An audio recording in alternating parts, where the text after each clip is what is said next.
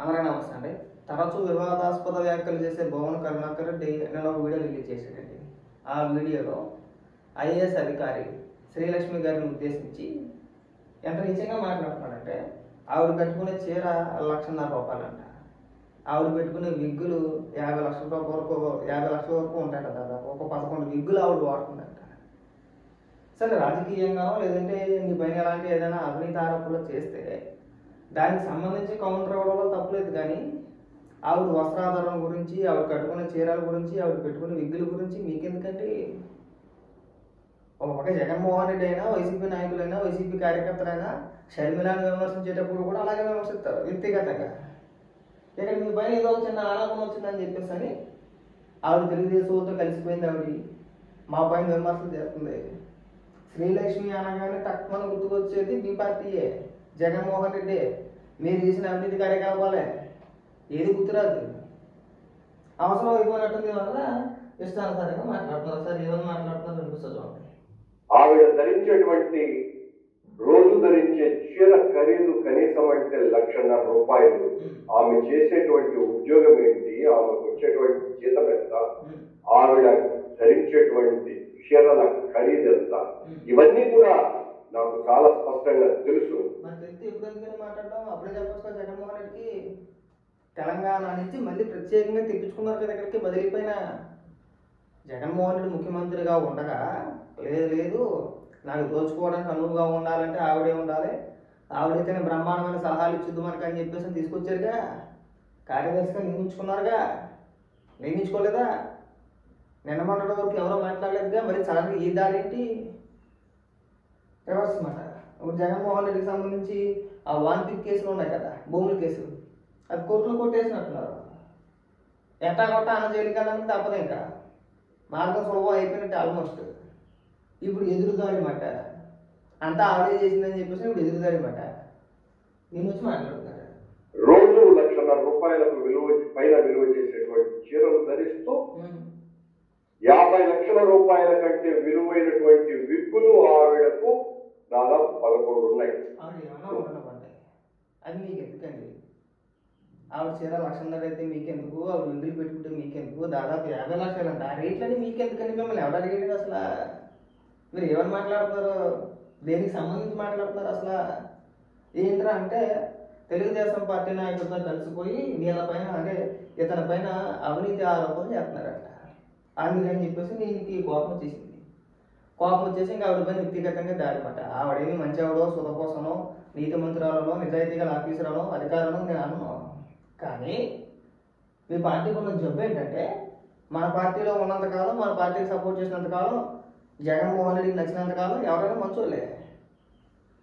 మన పని ఏదైనా ఆరోపణ వచ్చిందనుకోండి, ఇంకా బలి చేసేటివే. అధికారులను బలి చేయడం మీకు ఇవాళ కొత్త ఏమీ కాదు.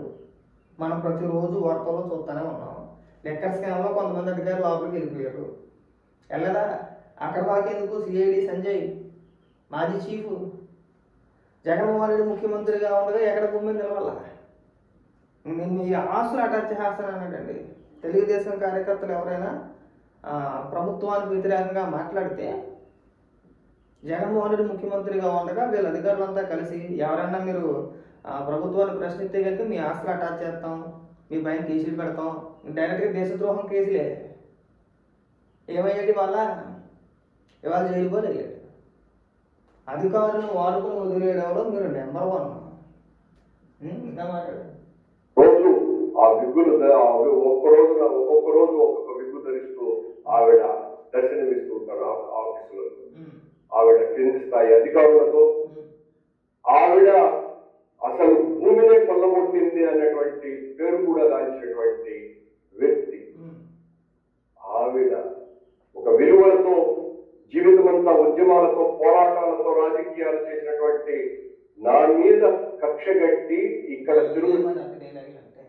నువ్వు జీవితం అంతా పోరాటాలు చేసేవా? విలువలతోనా? ఎవరి పైన పోరాటం చేసేవు? ఎవరికి నువ్వు పోరాటం చేసేవు? నీ భాషా విధానం చూస్తుంటే ఇలాగే పోరాటం చేశారు మీరు. మాట్లాడితే ఆవిడ అవినీతి అధికారే కాదని అట్లా. కానీ ఆవిడ ఎవరు సపోర్ట్ చేసింది? జగన్మోహన్ రెడ్డికే. ఆవిడ జైలుకి ఎందుకు వెళ్ళింది? జగన్మోహన్ రెడ్డిని అడుగు. ఒకవేళ అన్ని తెలిసినోడు మీరు అధికారంలో ఉండగా ఎందుకు ఖండించలేదు? ఏమంటే ఆవిడ ఎందుకు తీసుకొస్తున్నారో? మీరు ఆవిడ ప్రత్యేకించి తెలంగాణ నుంచి బదిలీపై మళ్ళీ ఇక్కడికి ఎందుకు తీసుకురావాలి? మరి మీరు పదవుల్లో కూర్చోబెట్టడం దేనికి? మళ్ళీ అది కూడా ముఖ్యమైన పదవుల్లో, సీఎం పేషీలో అత్యంత సన్నిహితురాలు జగన్మోహన్ రెడ్డికి ఎందుకు తీసుకొచ్చారు? ఎందుకు నియమించుకున్నారు? మన బాగా తినేస్తేనే బాగుంటుంది, ఆవిడైతే బ్రహ్మాండమైన సలహాలు ఇచ్చిందనే. ఇవాళ మీ పైన ఏదో ఒక ఆరోపణ వచ్చిందని చెప్పేసి ఆవిడ మాత్రమే అవినీతి అధికారి అంట.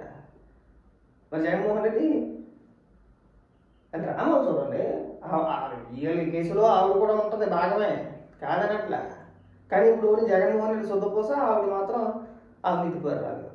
ఇంకా రేపు నుంచి స్టార్ట్ చేస్తారు మొత్తం, బెటాలియన్ అంతా స్టార్ట్ చేస్తారు మొత్తం. ఇప్పుడు జగన్మోహన్ రెడ్డి మంచోడని చెప్పాలి. ఈ అధికారులు అందరూ కలిసి జగన్మోహన్ రెడ్డి అవినీతి కేసులు ఇరికించారని చెప్పేసి ఇలాంటి వ్యక్తులందరినీ కూడా బలి చేసేస్తారు. తప్పలేదు, ఆవిడ కూడా అలా జరగాల్సిందే. లేదంటే మీ అన్నదాన్ని చూసుకొని వెనకాల జగన్మోహన్ రెడ్డి ఉన్నాడనో, లేదంటే అప్పట్లో రాజశేఖర రెడ్డి ఉన్నాడనో మామూలుగా రెచ్చిపోలేదు ఆవిడ కూడా. దానికి తగిన బహుమానం అనమాట. ఇంకా చాలా మాట్లాడుతుంది, ఒకసారి వినిపించేస్తాను. తిరుపతిలో గతించిన ఓ తెలుగుదేశం నాయకుడితో విపరీతంగా అంటగాగినటువంటి ఆవిడ, నేను ఈ ఘోరాన్ని చూడలేక అడ్డుకట్ట వేశానని నా మీద తెలుగుదేశం వాళ్లను ఉసిగొల్పి 2,000 కోట్ల రూపాయల అవినీతి జరిగింది అని ప్రచారం చేయడానికి ఈ ఆధునిక రజియా సుల్తాన్ అనే కారణమని చెప్తున్నారు.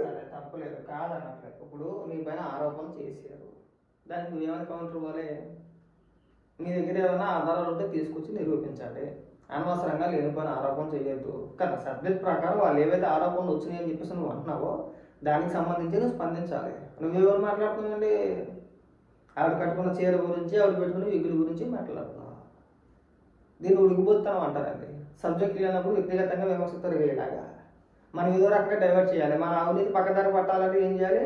వ్యక్తిగతంగా విమర్శించాలి. ఇక మీరు చేసే పని అదే. ఒకవేళ నిజంగా మీ పైన అలాంటి ఆరోపణ వస్తే మీరు చేయాల్సింది ఏంటి?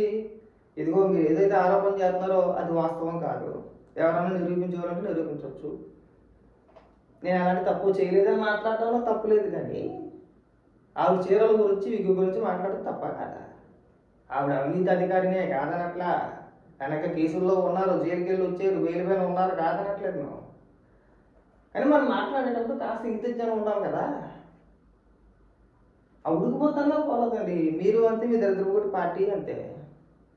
మాట్లాడితే చెల్లి కట్టుకున్న చీర గురించి ఏమో జగన్మోహన్ రెడ్డి మాట్లాడతారు, ఇంకా ఎవరు కట్టుకున్న చీరల గురించి మీరు మాట్లాడతారు. మరి మీరేమో సుఖపోసాలంటే కాదు, మీరు ఖరీదైన కార్లలో తిరుగుతారు, ఖరీదైన బట్టలు వేసుకుంటారు, ఖరీదైన నగలు ధరిస్తారు, ఇళ్లలో ఉన్న వాళ్ళు కూడా కాదా? మీ జీతాలు ఎంత? మీరు రాజకీయాల్లో జీతాలతోనే బతికేలేదుగా. చెప్పుకోలేకపోతే చాలా బతుకుతుంది బాగోతాలో. దయచేసి ఈ చీరల గురించి, విగుల గురించి మాట్లాడడం కాస్త తగ్గితే మంచిదండి.